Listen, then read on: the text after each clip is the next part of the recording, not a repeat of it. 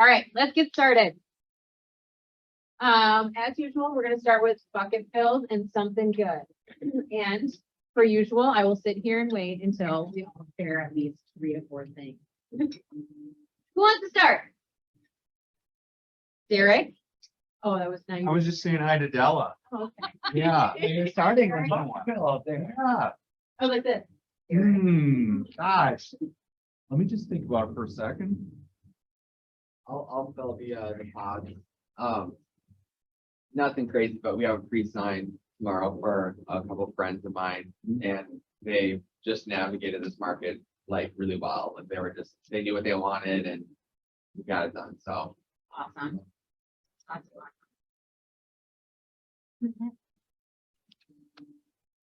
I'll bucket fill our newest agent, Jordan.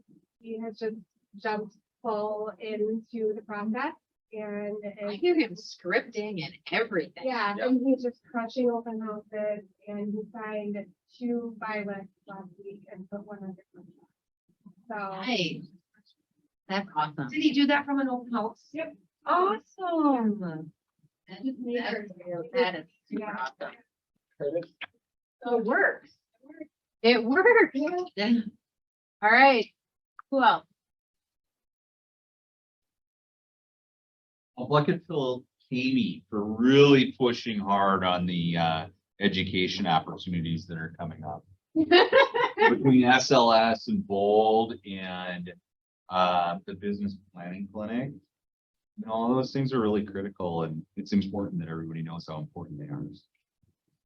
And I'm being serious. Well, and here's the thing. It's funny because we had a conversation about this yesterday and I was talking to Jake and I'm like, it just seems like right now it's flat, right? Like people don't want to show up to those events. And I just went through some numbers Heather pulled for me the other day and I'm like, it's a really good time to reflect on where am I at this year? Is that where I want to be units, not volume, units wise, right? Because from now on, we're going to be talking units just in regards to how volume is going to end up shifting.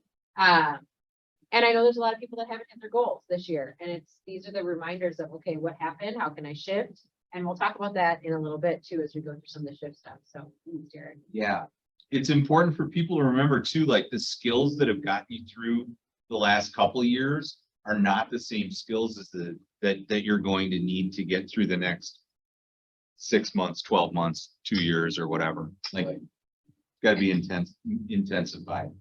And I would say mindset is going to be very different. And if we aren't prepared as agents with a different mindset than we have, that's going to be challenging, I think, for a lot of people, just in regards to the constant conversations with clients and keeping them upbeat as well in the tough conversations. Awesome. Who else? Rick. So I want to bucket fill my business partner, Sherry Welly. I don't know if she's on or not. But some people know that we just spent the last 11 and a half months working with a high profile client. And Sherry got them into a rental property that was her friend's house. And then he ended up deciding to buy that house. And we weren't able to disclose before because just weren't able to disclose, you know, who this person was. But on Friday, we did close, and I'm not going to say much about it because Sherry is going to be at the numbers meeting next week, and that's going to be really, really fun. Because it was a good way to do some additional business on both sides of the transaction. Sherry ended up being the listing agent for the property, and then she was 50% of the buyer's agent. And that was for Alexander Rodriguez, or otherwise known as Steve. And then he spent the last 11 and a half months working with him. And I haven't met him yet, so thanks, Rick. And we still haven't got him in front of Katie. We haven't got him in front of me yet, but working on it. Holiday party, come to the holiday party. Yeah. He's welcome at the holiday party. Or me. That's awesome. I need you. Other than who's done all the. It's like, I did. Check, but I think what you're missing too on that piece is it was really hard because he was not exclusive for a while. Like when you have a high profile client like that, they're looking with like, you know, they have their feelers out with a lot of people and you guys did a really good job on. It took a long time to get a contract with them, but we did. Yeah. 4 months, you know, a buyer's contract, and then Yeah. even longer to put the deal together. Yeah, it's good. Yeah. And it's just, I mean, for Sherry, who's introverted and it's a lot more calm, and patient to put it together and have your friends on one side of it. I mean, this is a. Could you go over those words again? Calm and patient. Out of state properties too. What's that? Are you helping them with? No, he's got his own real estate company that's massive, huge, successful real estate. company. Thousands and thousands of properties, so. That's We just helped him get acclimated to Minnesota, so we're gonna teach him some stuff. Should be good. Congratulations. All right, who's gonna go after that one? Well, that makes me want to bucket fill you, Rick, because you are like probably way busier than I know you're, but I call you all the time or text you or email you, and you're always like very well helpful and like happy to help. And You're nice. that's nothing like Well, I feel the same way. I mean, if we got rental questions and stuff, I don't know anything, to be able to reach out to you guys, is super helpful. So that's good. It's good teamwork here. Awesome. And by the way, in that 11 months, there was probably 10 people in the office involved in helping at different parts of the process with all kinds of stuff, figuring out rental properties, renting cars and restaurants to go to and all kinds of stuff. So it just was amazing to have resources here too. Awesome. Stella. I just wanted to bucket fill you and Heather and Lydia. As you know, I've got a lot going on with family situations, and I've had to be gone a lot in September, and it's going to start again next week and then in November. And every time I talk to one of you, you say, what can we do to help? How can we support you with this? And I appreciate it very much. And it's one of the reasons why I've stayed with KW and specifically this office for 16 years. It's just phenomenal. I'm having you here. Always. All right, anybody else? I want to thank you for meeting with my friend Kelly. Oh. I'm so excited that she is coming, and I knew you would do a good job at getting her here. She's gonna be a great addition. It was really fun getting to know her in a short amount of time. And now she's up and running. So we're good to go now. Thank you again for the referral. And honestly, there's been a lot of them that have been coming out kind of in regards to referrals of people that they know or agents. And those are really fun for me, right? Because there's actually a personal connection of someone knows that they could do really well here. And those types of appointments or meetings are my favorite out of anything, right? Because they know and they're coming to our office to either grow their business personally or professionally. And it's fun. It's fun to see. It gives them people. All right, next up, we have a vendor here today. And are both of you coming up? I only have Jake. I have Jake. So I am sure you get this a lot, and I can't do it with a straight face, that this is Jake from State Farm. So welcome. It was like, I can't do it. I can't do it with a straight face. I'm not gonna be able to do it. with lures. Right? When they said that, I was like, you're lying. It's Wanted not to wear really- the red shirt thing too, but I didn't. I was actually wearing State Farm. Were you? shirt, yeah. And then I didn't know you yet, so I didn't know how it was gonna go. Oh, yeah. Next We- time I we will. joke about it.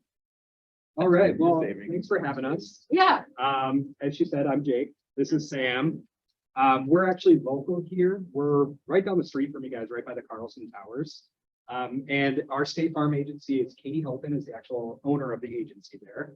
And we just wanted to introduce ourselves since you guys are local to us as well. And you guys probably deal with selling all the houses around the area, working with all the clients in this area. And with that, we figured that as a real estate agent, you guys should have a constant resource for insurance. I'm sure every now and then you guys get questions, just ask simple things. Who to talk to for insurance, along that process. And we just wanted to provide ourselves as a resource. If you guys ever have questions, concerns, we don't even care if people sign up. We just like to talk to people and kind of go from there. Obviously, being in the same business is important when people do, but so yeah, that's kind of where we sit right now. And we wanted to explain that with State Farm, our homeowners policy is actually one of the most comprehensive policies on the market. And when people go shopping around, they're typically not looking at State Farm, they're dealing with a broker.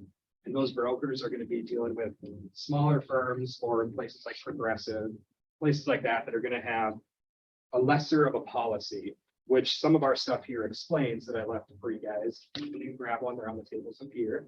And yeah, our email contact is in there as well. So if you guys ever have any questions, we want you guys to reach out. And we also ordered Jimmy John's for you guys as well. That's gonna be coming here shortly. They should have already been here, but they'll be here soon. Now you just got to their part. They're like, we done food, Yeah, like, yeah. okay, Jake.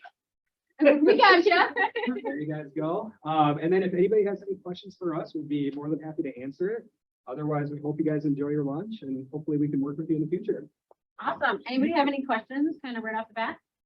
Rick. I challenge you a little bit. Yeah. Do you have a resource to, insure new cedar roofs? Do we have a resource? Yes, well, you guys insure cedar roofs. We will, You yes. have a company that will back the insuring of cedar roof replacement. Yes, we will actually take care of that and we quote those all the time. Yep, yep. That A-Rod's new house? Yeah, no. Cedar, that's like Tesla roof. Just kidding. Anyone else? All right, All right. thank you. Thank you, guys. Thank Awesome, thank you. All right, since I don't know if Derek brought it up, we put a slide in here just for that reason, of some of the upcoming events. So, SLS, again, SLS is gonna be different than Bold, and Bold is on the next slide. And the way that I would explain it is that any of the rainmakers that are in here, or people that have been in the business, quite some time, I would say SLS is the way to go for you, right? Or you've taken Bold 5, 6 times already. Just 'cause it's a little bit different skills, leads and systems, and it's run by Glover University. So Jeff Glover is going to be the teacher in that class, or the instructor in that class. And he is very straightforward, right? So in regards to Bold, there's a little bit more mindset shift in there, and kind of personally, kind of growing at the same time. Jeff is a business owner, and that is how he actually instructs most classes. So it'll be very direct. Just kind of give you a little bit of insight on who's teaching each one.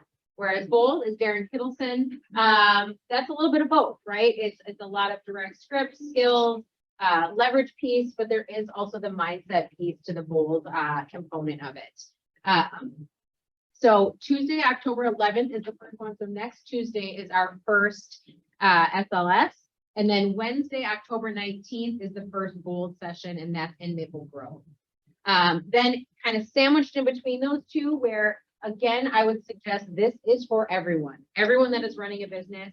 I highly recommend going to the business planning clinic with Matt Sutter, and that's on Thursday, October 13th from 9 until 5 at Cedars Hall. I believe Lydia had sent out an email last week. We can send out another email with the links to register for those.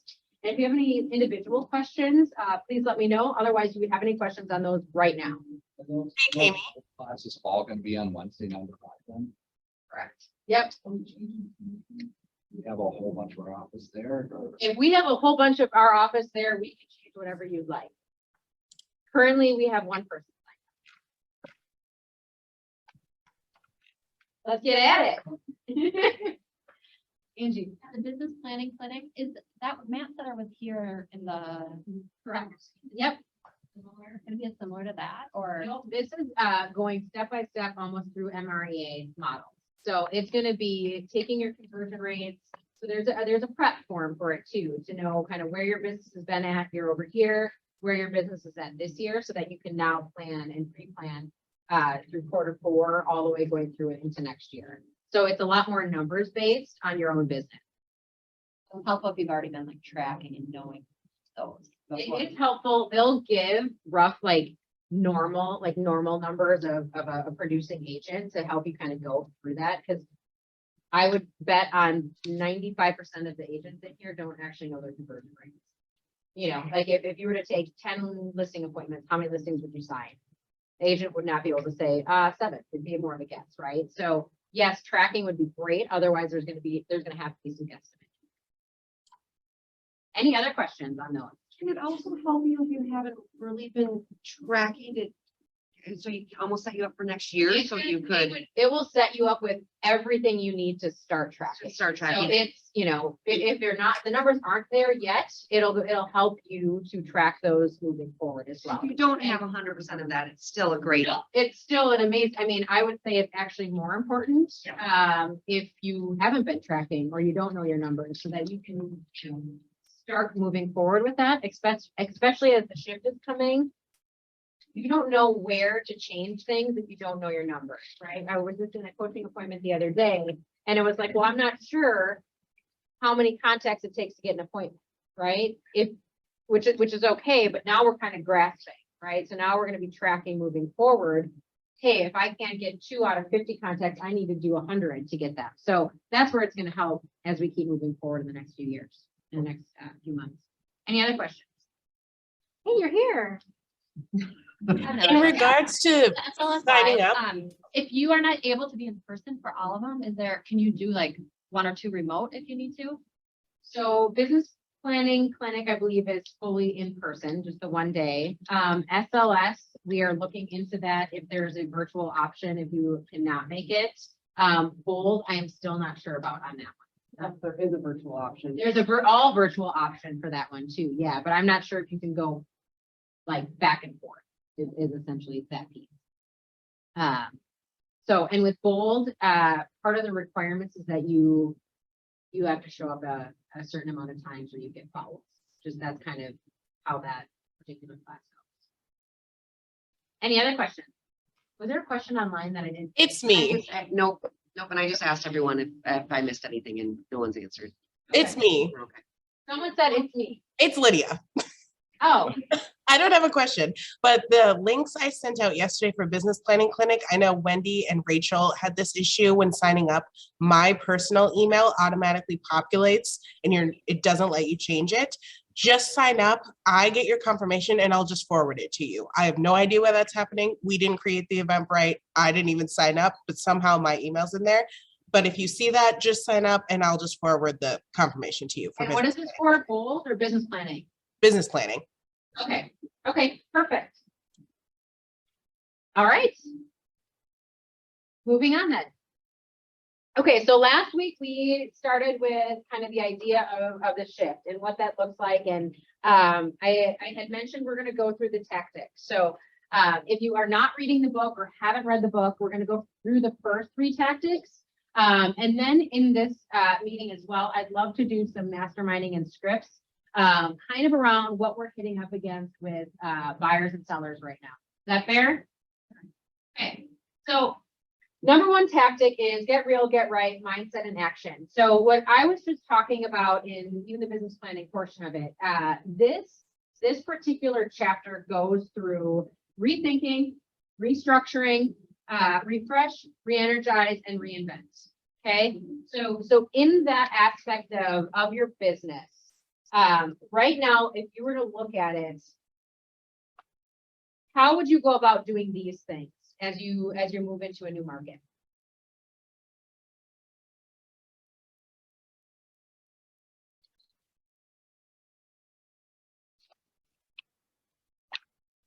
Is anyone doing any of these things right now? What was your question again? As you're looking at your business right now and we're shifting into a different market, is anyone doing these things, rethinking, restructuring, refreshing, re-energizing, or reinventing? Or are we looking at our business right now, thinking about how we can do this moving forward? Yes? Okay, what are you doing? How are you doing them? Well, rethinking and the market has changed, so we have to consider how are we gonna get business. Our business came to us before, now we. The have lead, to- the rethinking is the lead generation portion. Yeah, Okay. yeah. Okay. We did a lead gen for 1.5 years, so now we are. Okay, Restructuring, well, not doing any of that, actually, so I'll take that one out. Refreshing for sure, okay, because let's go back to restructuring now. What do you mean you're not doing any of that? I look at that maybe as more from like a team or model standpoint. We're structured well right now. Okay. Shifting the way we do things within the same structure. So do you believe that that's still restructuring, right? So even if it's the same people, Are you gonna restructure how you're doing What it they're doing, and what absolutely, they're doing? absolutely. Okay? So that can be internal or external, right? Okay, Refresh is a great one because everybody has been so running so fast and been so busy. It's been really difficult to stop and refresh. And so that comes in a couple of different ways. One is taking a little bit of time off, so each individual person on the team actually taking time off and checking out, which I think is really important. If you don't believe that's important, talk to Derek. It works, does it not? It's It's not bad. not bad. No. he says, "No, it's face all the time." The other thing is to take some time as a team or take some time as an office and refresh, do the happy hour, do an event. Like where the you bonding. Talk about your business, yeah, because we couldn't do that either. You're running so fast and everybody's going so quick, even the times we talk, it's not a lot. But if you can sit down with somebody from the office or with your team and just take time to reconnect, that's a great refresh. Okay, Energize the same thing. I mean, we haven't, again, it's just been moving so quickly, so consistently that now a lot of people are worn out. A lot of people, buyers are worn out, agents are worn out. I think this is the biggest and hottest topic right now. How are we doing this? Right? Because you can refresh. You can take, time off, you can kind of relax, but how then? And I think this goes to the things that we just talked about in regards to training and education and whatnot. How do we re-energize our business and ourselves? Like how many of us, and I want us to be really honest, are walking in each day and they're like, yes, I'm gonna go get it. I'm gonna get on the phone. I'm gonna make 2 contacts. I'm gonna make 2 appointments. I'm gonna do whatever. Who's doing that on a daily basis right now with the utmost energy that they have? I mean, I get kind of excited when I'm like, I have like just the whole afternoon to sit in my little area and I Yep. can focus and not be interrupted, but I don't know. How do we get this, right? Because no one raised their hand right now that said that they are so energized to be lead genning, going into this market. How do we do that? I mean, I would love a number of ways to do this, right? Because you can feel that. And if you have a team, you can feel that. In an office, if we all feel that way, you can feel that too. In a market, whatever, your clients can also feel it. Jacob. One method I always fall back to is just tying it into the big why and knowing why you're doing it and why you're like in real estate in the first place. And that's always a good thing to get me back into being motivated. It's like, okay, I'm making an impact here. I'm making a difference here. This is important. And then of course, I always every time I attend some higher level class, whether it's for team structure, lead generation, whatever it is, I always come out of it energized and ready to go. All those classes in the summer that were happening were huge. I know I went to one and then Ben and Alex went to one and we all got together and we were like, yeah, let's do this. What's happening, guys? Let's make something happen. And that's always They're really, also really helpful. extremely excited about their sweepstakes. Oh yeah, that's gonna go good. Right. I'm actually writing the legality stuff for that right now. Yeah, so I mean, so the sweepstakes is a huge one for them, which is fun. If you're gonna do a sweepstakes, make sure you're being compliant with national and state laws. It's really important. Don't be an idiot. You're gonna get in a lot of trouble. Yeah, they catch you. FYI. No, but there's Right. rules out there. What are some other things to re-energize?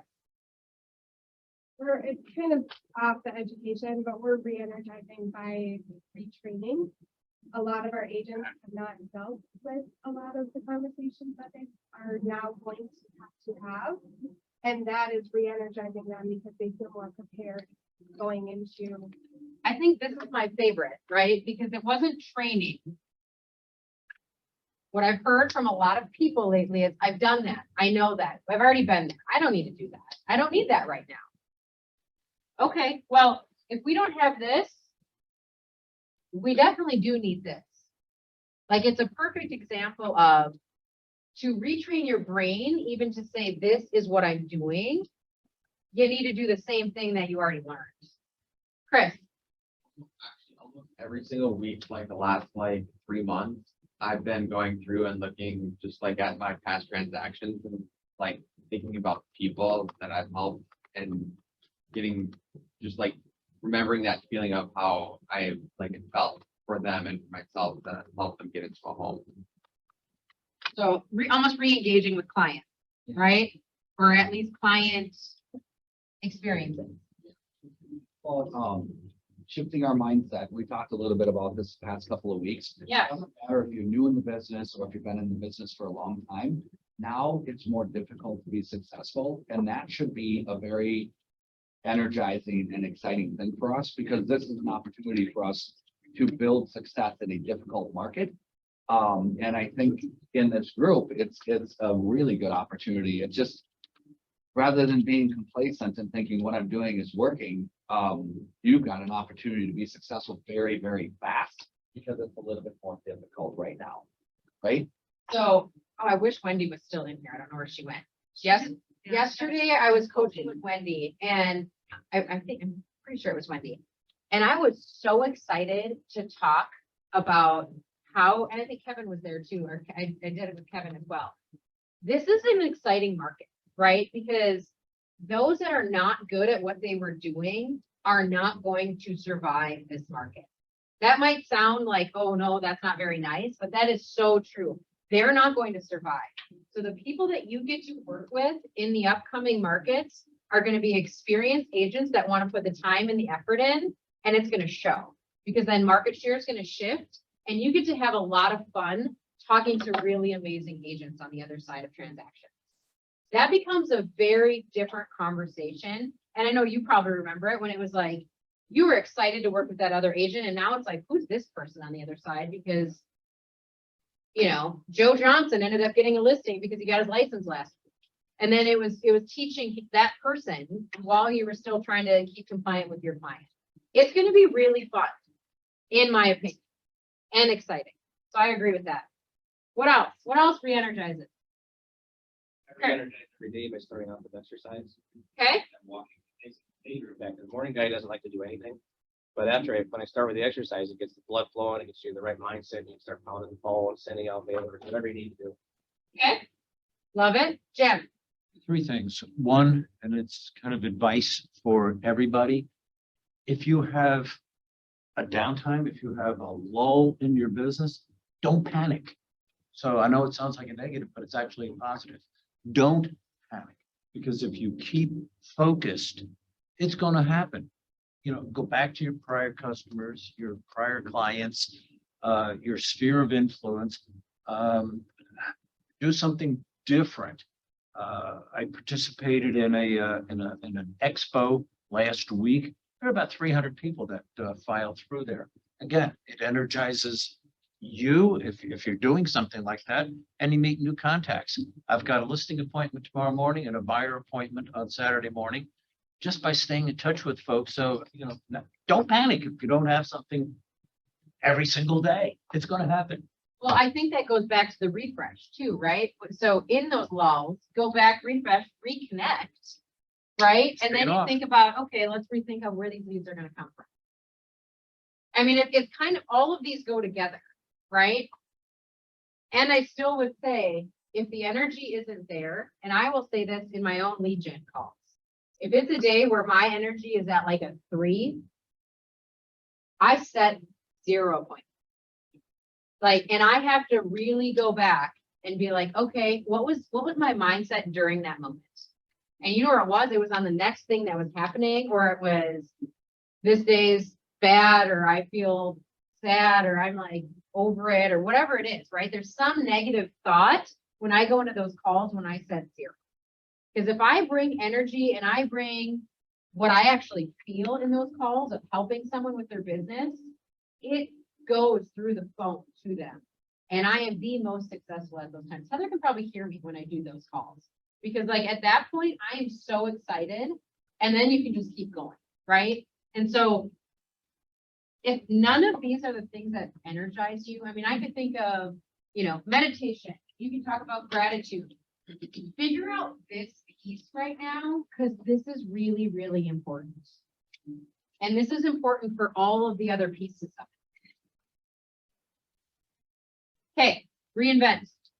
That's a big one, because the retraining is very important, because we're now going back to a different way. At the same time, I don't want to go back to the agent and and the expertise and the skill set that I had in 2020, 2019, 2018, because we learned a lot in the last 2 years. And so reinventing the way that we do real estate and that we run the team is really important right now. Just as an example, we put together a detailed sheet that we would share with our buyers on all the different things that you could do in a multiple offer scenario. And we got them from all over the place. A couple from the desserts when they were able to disclose after pushing them for a long time to disclose little tricks and stuff. But we put that together. Well, that is a great thing to have. It is still possible that you're going to get into a multiple offer scenario. And to have those resources available and to remember that we were successful when we were against 10 offers. Now you're against 1. You can still do the same thing. Same thing holds true on the listings. Doing the coming soon because of COVID to get everybody in the house at the same time, doing the coming soon, getting all showings on Friday and Saturday, doing an open on Saturday, just that structure that we don't particularly need to do. We may choose to do it because we found that certain aspects of it were successful. So just meeting together during the restructure and refresh time and talking about how you're going to reinvent, the way that you do business, I think is very important because we can all learn from the last 2 years. Absolutely. And the two things with this though is make it subjective and diagnostic. The moment that you put your feelings into reinvent, your creative thoughts just start flowing about all of the fun things that you can do in real estate. And that's not reinvent. I mean, it is, but in regards to reinvent, be very subjective on it. What was I doing in this market? If I wasn't in the market when it shifted last time, go ask someone that that was. Stella's been here for 16 years, right? Rick, 55. I don't know. Derek, same thing. But ask, I mean, I'm not sure. I'm not even sure those numbers. Ask them, right? Say, hey, what did it look like when you were doing business then? If you just got into the business, ask those questions, right? And then become very diagnostic with it. So a lot of people right now are saying, I don't know my numbers. Most people don't. If I was to take an agent, pull them into my office or have an appointment with them, I know their numbers better than they know their numbers, and I just look them up. That is no joke. I'll text Nate and say, hey man, you're 110% over what you did last year. Really? That's cool. What did I sell? They have no clue. Right? So in order for that to happen, we at least have to go back and research what our numbers were and what our patterns were. So what our multi-year trends are. And if we don't know how to find those, Heather is a great resource for that and loves finding those actually. She really enjoys that. Me, I'm sometimes. But she can help you find those multi-year trends. If you just came to KW, there's still ways that we can, figure out where your business was in the past. Well, there is another piece here too, which I rarely do, and it's plugged directly to Keller. Keller's model is designed for times like this specifically. Keller's model is designed to take a realtor who's absolutely brand new and doesn't know anything and make them successful in an extremely organized fashion in a slow or developing market. And so this is the time. I know we probably didn't have the time to read the red book last year and the year before because we were doing business. We were excited. We were getting clients. Everything was working. Now is the time to get back into starting from scratch. And again, I'll bring this up again because Tony Strampa started in 2006. And in 2007, it was the worst market we've seen in the history of real estate. And the only way, in my opinion, that he was successful as he was following that to the T. Remember that, Derek? Sure. He was like spot on, like, how does this guy, it's all Keller, and his wife is Keller. And just following those models was just amazing. It worked fantastic. So go back to the red book. And even Gary, when did he start? Interest rates were 17% or whatever? Yeah. Here's what I will say. Here's what I will say to that. Right now, we are all wowed by the social life in real estate. We all are, right? How many of us follow a real estate agent that has 15,000 likes and views and whatever? Raise your hand. If you're not raising your hand, I know you guys are fibbing me because I've seen it. I've seen you guys on Instagram like these people's Facebook pages and Instagram pages. I track that stuff, okay? That is not repeatable. A personality, you can't teach that. You can't even track that. Like you can't, right?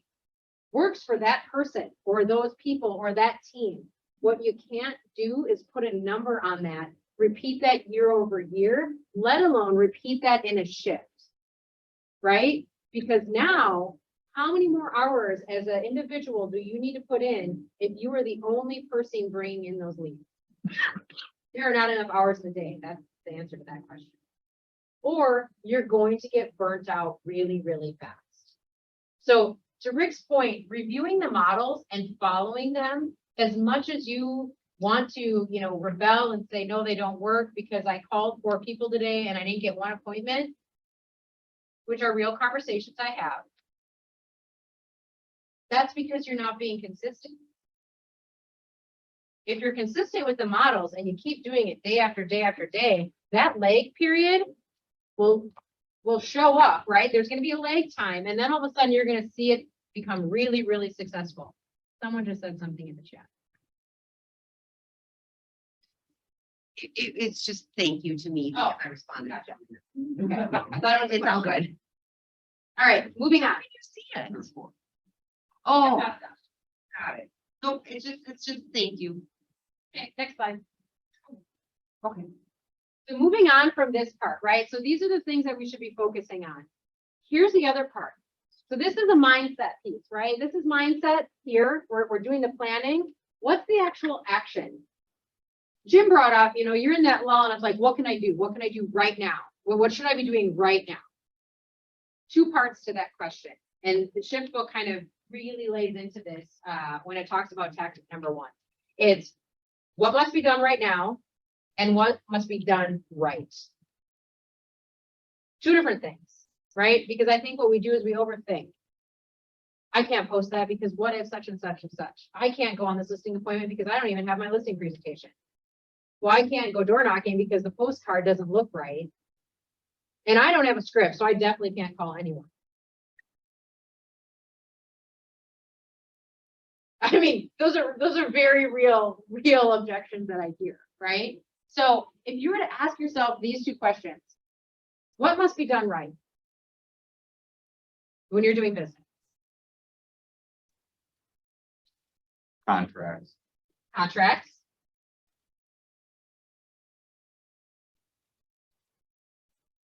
That's it. Follow up. I think Follow the follow Follow up. Okay. the way that you connect with your clients has got to be done right. Okay. You have, What does that mean? Because in my mind, that means a 33 touch. How many people have their Yeah. clients on a 33 touch or multiple touch, So- right? yeah, good timing, because last night, this is an example of being intentional. Yeah. Last night, Sherry and I, one of the things we do is every 2 weeks, at the very least, every 2 weeks, we meet with a client face to face, whether it's happy hour, dinner, something like that, a past client, in person. And so last night we had one family that referred us to another family that then referred us to 2 other families, and they're all friends and they are amazing. So there's 4 couples, 8 people. And so we invited them over to Sherry's house, fortunately. All of those people, All those people, because they all know. which started from one face to It face. started from one. It started from Okay. Debbie and Karna, and then it went to Jeff and Julie, and then it went to Sid and Pat. And these are big sales, both sides of the transaction. Now, we worked with one of their moms, worked with one of their daughters. I mean, it's Yeah. just a really great group. And so we invited them over to Sherry's house. That was nice of Sherry. Sherry and Bill were there, and then Tina and my wife Tina and I were there, and we just had a great event. We prepared tons of food for them just to have it all done. We What provided did you just say it was? a great event. Who would call that an event? Okay, because I think a mindset right there is I just had people over for dinner, This is like You just like. right? But you could shift that as I had my friends over for dinner. It was unbelievable. It was amazing. It was such a great connection. Yeah. We had, it was like, the easy thing is, it's like doing a broker open. The last 1,000 times we've done a broker open. You're gonna bring this, I'm gonna bring this. We're gonna bring, I'm gonna bring this wine, you're gonna bring this beer. We're all gonna get together. What are we gonna talk about?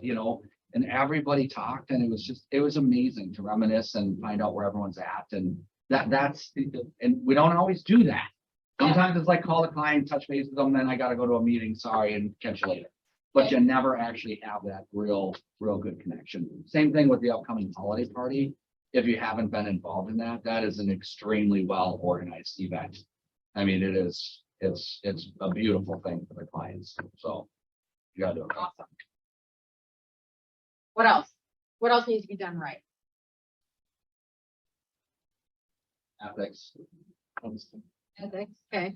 So ethics, integrity. I didn't hear scripts. Yeah, like I didn't hear scripts. I didn't hear marketing material. I didn't hear any of those things that had to be just absolutely perfect. Because guess what? It's never going to be perfect. Like there's not one piece of marketing that someone usually puts out that's like, oh, I wouldn't change this next time, right? So those pieces, don't let them hold you up. So then when you go to what must be done now, what needs to be done right now in your business? Phone calls.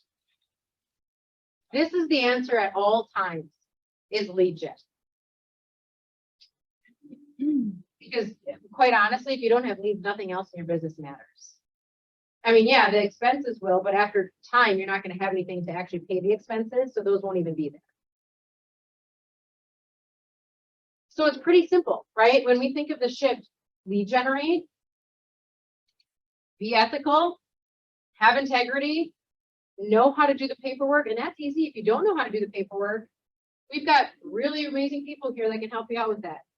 Jim would do that all day long with you. I mean, not all day long, but you'd help. All right, next slide.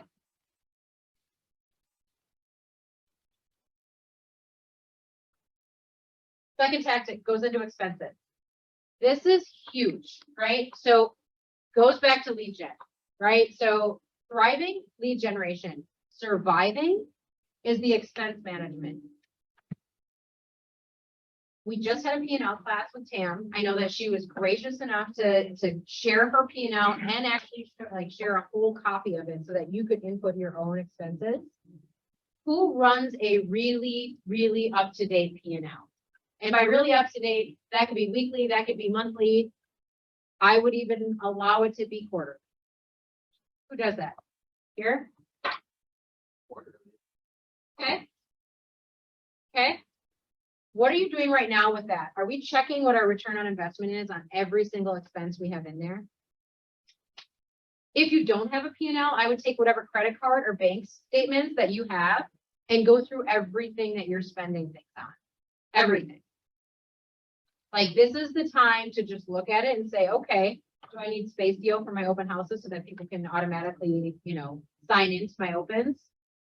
Yes or no, right? And then say green light, red light. Who believes that they have places that they can actually cut expenses this year? Okay. When will we do that? Now? Your business planning. Yeah, and here's another piece to it. You're talking about the business side. Correct.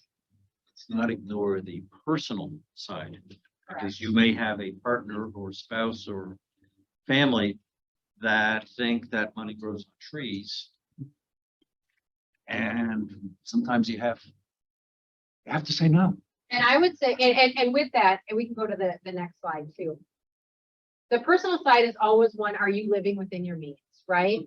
But with expense management, I'm really talking about the return on your investment. So many of us throw money out for marketing that we have no leads from. Or do we know what that actual ROI is on it? I have seen time and time again over the last 2 months from a ton of recruiters, come see our leads. Here's our leads. Do you want leads? Let's buy leads. These are free leads. There is no free lead. I'm going to tell you that right now. Not from us, not from any other brokerage. They are not free. There will never be a free lead unless you generate that lead. Can we agree on that? They're not free. There's some sort of referral. There's some sort of larger cut taken by whoever gives you that lead. So I would love to ask anyone that wants to go through their P&L or look at their expenses and figure out return on investment on those. It could be a meeting with myself, it could be a meeting with Heather, it could be a meeting with both of us. This would be a great opportunity, probably not all of you before the business planning clinic, but even afterwards, to take a look at the budget model and say, okay, what is my actual budget for 2023? I have that model. I mean, I have that whole, the budget model, the P and L, everything that I can send you. And what should I be budgeting monthly? What should I be budgeting for the entire year for marketing, for a listing? We just went through this with the desserts. I don't know if we have all those numbers yet, but what does it cost per transaction? Listing or buy side? If you're 50-50, we're just going to mesh them together for the ease of it. But what does a transaction actually cost you? Does anyone know what their average transaction costs them? On a listing for me, and it's just basically photos. So around like $350. Is it? Buyers. Stock boxes. It's like $25 or whatever, and I don't have my name on it. It's just whatever the sign, Okay. the offices. So So, and this is not, I love that you're sharing, right? Like lockbox, gas to the listing, right? There's a million Supra to be able to get into the listing. Do you give a closing gift? You pick up the lockbox when it's done. I mean, here's where I'm like, we need to get very specific. And right now, I know there is zero judgment in this. I'm saying these are things let's focus on, right? Is because I think we throw it out there like, this is the number. Let's really get in detail. What does it take start to finish on a buyer? And what costs me money and what doesn't? And I'd start adding in there, like, okay, if I want someone to show a property, I didn't add that in there, but average, I usually have someone show a client every 3 times or whatever that is, add that in there to that expense, right? And some of those expenses could be changing with the shifting market. Absolutely. Absolutely. All right, next slide. It all of a sudden got like really quiet when I started talking about expenses. Everyone's like, oh gosh, like, don't do that. John's on me about my expenses here. Oh, we have the budget due Yeah. in 2 weeks for this office, right? And it's like, you go through and it's like, what can be cut and what can't be cut? And John he'll sometimes look at those supplies and he's like, hey, do you really, Do we really need any of that check mix? Well, yeah, they like need the check. Like, take the coffee away and it's gonna be a whole nother story. All right, so third piece is leverage, right? This part of the book I love the most. Because it has to do with people, and any really amazing company has to do with people. No matter what, it has to do with who you're hiring, who you're working with, who's giving you energy, who's building the vision with you on a vision that's already built, right? When you have the people that can help support that or add to it, it becomes incredibly contagious. And this part of the book, it talks about, it starts with you, right? So when we talk about leverage, it talks about who you're hiring and who is maximizing. I'm going to go into this portion because I think it's important for everyone. Number one, when you're thinking of hiring yourself, would you do it today? And I want you to think about that. Are you the most productive that you can be in a day? So if you're going to hire yourself from 9 to 5, would you hire yourself because your productivity is top notch, right? Anything that you should be doing productively in a day, you're doing that. And number 2, are you doing what is most important for your business every single day? You don't have to answer these. These are questions that I want you to think about as the market shifts and time gets tough. We're going to look at others, right? You're going to look at the market center too. And you're going to say, what are you helping me with? And you're going to look at teammates that you have on your team and you're going to say, are they producing? And there's going to become emotion with that, right? And then the conversation, if it's based on that emotion, will end badly. So I challenge all of us right now to say, okay, am I doing what I can do every day that's the most important? And am I the most productive that I can be every single day? And if you can answer yes and yes to those questions, then you can look at the other people in your organization, right? You can look at your other teammates because they're going to watch you. And they're going to watch you every single day if you're doing what you said you were doing. And they're going to show up exactly the same. And if it's peers, if you're a solo agent, you're going to look at your peers. What are they doing? I know as new agents, you're looking at the veteran agents saying, what are they doing? I can't tell you how many stories I hear about. I was walking past and Derek was on the phone making calls, or Shane's in the back, you know, calling and putting at the same time, but they're always doing this. And I think I should be doing this because they're successful because of why.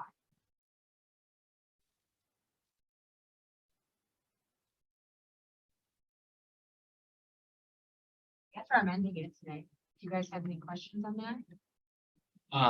A quick note on leverage. I think a lot of people think of leverage as something huge, like I need to hire a person and pay them $40,000 a year.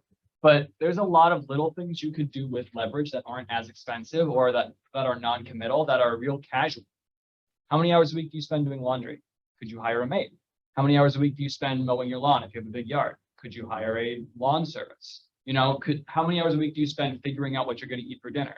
Could you get a meal prep service? A lot of those services maybe aren't like always the most reasonable, but once you're producing at a high level, start thinking about your dollar per hour.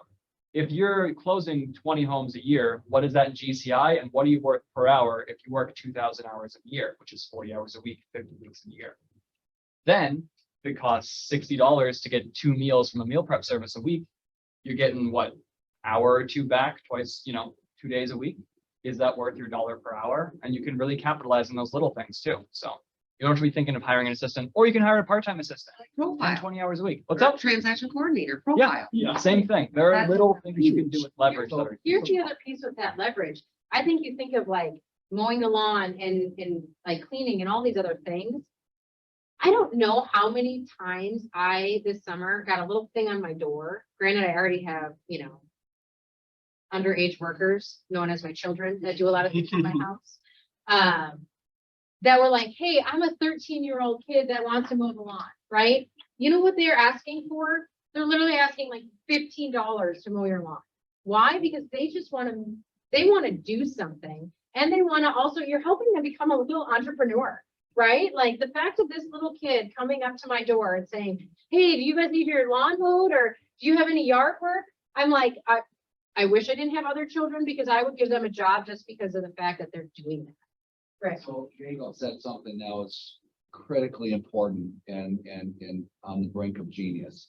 I want you to raise your hand if you know how much you made last year per hour. Raise your hand. Okay, none of you should do anything else today at all until you don't make any decisions at all until you know how much you are worth per hour based on your job. I'm going to challenge that for a As second. soon as you know that, then you can start deciding, is it worth doing this task? Is it worth doing this task? Because I know that if I focus on real estate, I'm making $100 an hour, $200 an hour, $350 an hour. You put a number to that and it helps you decide what things you should do and what things you shouldn't do. You don't have to be a high producer to do that. It's just, gauging what your value is. How do you figure out your dollar per hour? Easy. Do your profit and loss, figure out what you made last year and determine how many hours that you worked and do That's the piece of it, right? Too, is that you can't just take your GCI and you're like, I'm going to divide that by, 52 weeks in a 52 year. weeks in the year and there's my dollars per hour. Like it all comes down to if we're not tracking and we don't know our numbers, we don't even know our own worth.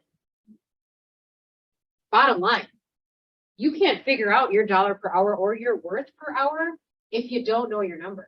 Otherwise, it's an arbitrary, you're randomly putting a number on what you're worth per hour and there is no basis on it, right? Because to figure it out because correct, I would too. And it's like, it makes a huge difference. and I think you'd be shocked. I think we would all be shocked on what that number is and what we would allow ourselves to pay for. right? When you figure that out. Think about what happens when you're working with a client, they're incredibly difficult, you're beyond stressed out, they've been frustrating you, you want to quit because this business sucks. You know, you're at that point, Never felt like that. yeah, like every other day, you're at that point, then remember, this is how much I'm getting paid per hour. Look at your kids and your coworkers, if not your coworkers. Look at your kids and look at other people that you hang out with and a little bit about, you know, maybe what they make per hour. That, all that mindset can completely help you say, okay, listen, I'm doing this, I'm valuable, I'm being compensated extraordinarily well for this, and it's gonna make it a little bit easier for me to deal with these situations. That's another example of just knowing what that piece of your value is. So. I think it, with the lockbox thing with Chris, like that's what I meant with dollar per hour. It didn't come out quite as eloquently as Jacob. But, when it comes down to it, if something is, if a lockbox or sign or anything else is a half hour away, it's an hour round trip. And if you're going to spend $100, or if you make $100 an hour, let's say, and you go and spend your hour picking up a $15 lockbox, like something's bent there, right? Either leave it and buy another one, tell them and ask them to take it off, maybe ask the other agents to take it off, So dumb. right? That's like, I'm not. And they Well, think no. it's a wonderful gift. Of Like, course. you know what? Since you're gonna take that, you want, take the lockbox. It's on Heard of sold sign? Go for it. I should say $8. Jacob. I love how Jacob yeah. has like this huge smile on his face right now. He's like, I Well, love numbers. There's two So really excited. fun. I wonder where he gets it from. Yeah, Right? weird. There's two really interesting things to think about here. First is also think about if you're taking a listing and want a video or Duluth, you're driving 3 hours there to take it and 3 hours back, and then later on 3 hours there to put stuff up and 3 hours back, and finding a separate sign company to install it because Continental Post won't go that far up north, and then finding out how to get the marketing there and having to figure out how to mailing. Who's to say? But if you're looking at those things, you really need to analyze like how much commission am I going to generate from this? Even if these people are selling and buying, this is still a huge commitment. And a quick story from Millionaire Real Estate Investor, I just finished reading it. One of the first things Gary talks about in it is how he used to mow lawns as a 12 or 13-year-old, and he would charge $20 a lawn to do it. And then one week he went on vacation, so he got his buddy like Ryan or whatever to do it, and he paid Ryan $10 a lawn. So he pocketed like $150 with us on vacation. He was like, "This is the best. I figured it out." And his mom was like, "You can't do that anymore." But yeah, it's like that's what leverage can do for a 12-year-old. The best decision I ever made in business was that we owned a store design and silkscreen. It was a silkscreen company in college. We only used the money to go to Colorado and ski every year. It's my best friend and my brother. And so we would sell shirts like K-State where you drink 24 beers in a day at Casitas or the homecoming game or whatever, right? So we'd sell these shirts and we'd walk around. It was really cool because you'd meet girls and stuff selling shirts, but holy cow, it took a long time. So we got a freshman, Jeff Goodwin, who's a soccer player, and we're like, "Jeff, how do you feel? We give you $1 for each shirt." There were $10. We give you $1 for each shirt to go and sell shirts. The kid sold like 200 shirts, met 200 girls, and did it all in however. Only girls buy shirts or where were you guys marketing? First of all? Wherever he wanted, he didn't care, you know, wherever he wanted to go. He was now the salesperson. The little tiny piece of leverage just all of a sudden we're like, holy cow, we did all of this. We sit back, Jeff walks around and does all this other difficult part of the job, and we give him a tiny little piece of it. It was amazing. So, And it's a and this win-win. is a great It question. was a win-win because he had pizza money and. I feel like a winner working with the Zurichs as their leverage. I want to emphasize that. There you I go. like my role there and I like showing up every day. I don't feel like I'm losing in that interaction. That's good. What changes though from that age group, right, to how stubborn real estate agents are? Because the moment you say leverage, they're like, I got this. No one's as good as I am at this. Right? Like what changes? Like I would love us to think about what changes from being a teenage kid who wants to start a business and leverage and make money still. Maybe it's a college kid that's leveraging making money because their time was valuable, most likely drinking, but there was something valuable about their time, right? Why do we not think like that now? Like what has shifted in our mindset It depends on how established you are, and how much, if you know what you're worth, and if you can afford to pay somebody. If you don't know those numbers, you don't think maybe that you can afford to pay somebody to run across town to pick up a lockbox, even though you probably definitely can, but. I think Yeah. that- Like And- being and able to until- know. Until you're on the other side, and that's why it's important to listen to the source, or to Right. listen to people who have done, Derek is leveraging even more now, you know. To listen to people who have done it, because it is a risk in the beginning, it is a financial risk in the beginning. To do it is challenging, I mean, you two ladies, huh, that's challenging for the desserts, like, Oh, you yeah. got these two new ladies in the office, they're not free, you know, and. Our we have- office is cramped. And we have to roll it out, you have to, That office there's a thing. little bit of a risk in it, but you don't know what's on the other side. That's why when you listen to the people who are on the other side, like the desserts will never, ever, ever not have somebody like Jake, ever. You know, they did it once, they're never going backwards. And that's just, and I will never not have an assistant. It's just not gonna happen because I cannot be successful and productive without that, you know, on the other But if side. you can't afford that, you still honestly have profile. Oh, yeah. Which profile represents themselves as part of your team. Yep. They represent, they speak to the clients, they know their business, so you're, it's not a risk taking them, they have the experience and the knowledge of what to say to your clients. And think of the hours you can get back, and with those hours, the lead gen you can do. Sorry, Jake. Last two notes here. I want to keep this quick. I know we're over time.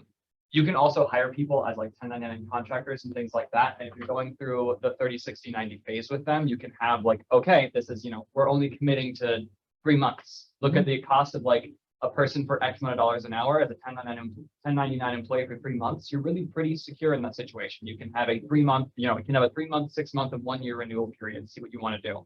Then at the end of the 6 months to the 1 year, maybe switch them to W-2. They're going to see that as a huge win because all of a sudden their taxes get way better. A really effective method. And as agents, if you're hiring the right person to be your assistant, the right personality profile, the right like skill set, all that kind of stuff, a real good assistant, I guarantee you the second they walk in that door, they're better than you at 80% of what you do. Yeah. But the reason why you are going to be a millionaire real estate agent, why you'll be a successful agent, is because you're better than them at the 20% of what matters, lead generation. 80-20, same thing. I'm better than the Zurichs at like Next week, 9 Jacob's gonna yeah. do the team meeting. Yeah. I'm better than the Zurichs at 9 out of 10 things they used to do. Leverage. Like, absolutely. I do it way better than they do in almost any front. And they do what I can't do, which is lead generate, and that's why I refer my business to them. And it works out. And that's why they're so. And what are we gonna do with that leverage in the next few years? Hopefully I'm gonna, What are you gonna do in the next 2 years? well, I want to start investing in real estate. I know that MREI offered a good model of, your first house moving out of it, keeping the old house, renting it out. And ideally I want to be doing that, not next year, but the year after, and then moving from there like every other year. I found out if I refer 24 deals a year, that it equates to $60,000, which is 20% down on a $300,000 single family home. So I'm trying to You move towards ran that those production. numbers out there. Just But yeah, I've been working on my production goals a lot with that. So thank you. all right. Anything else today?